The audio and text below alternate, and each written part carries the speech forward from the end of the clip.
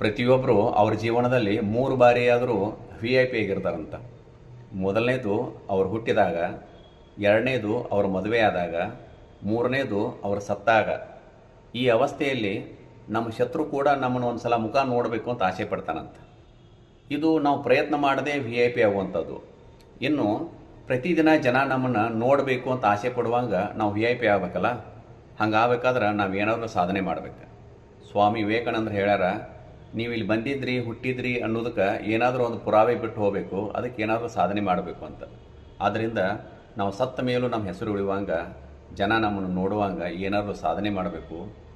ಬದುಕು ಬಂದಂಗೆ ಬರಲಿ, ಇದ್ದಂಗೆ ಇರಲಿ ಅಂತ ಬದುಕೋಕ್ಕಿಂತ ಏನಾದರೂ ನಮ್ಮತನವನ್ನು ನಾವಿಲ್ಲಿ ಉಳಿಸಿ ಹೋಗಬೇಕು. ಪ್ರವಾಹದ ಗುಂಟ ಈಜು ಹೋಗಾಕ ಹೆಣನೂ ಹೋಗ್ತೈತಿ, ಆದ್ರೆ ಪ್ರವಾಹದ ವಿರುದ್ಧ ಈಜಿದಾಗ ಮಾತ್ರ ನಾವು ಬದುಕಿದ್ದೀವಿ ಅನ್ನೋದಕ್ಕೆ ಒಂದು ಸಾಕ್ಷಿ ಆಗ್ತೈತಿ.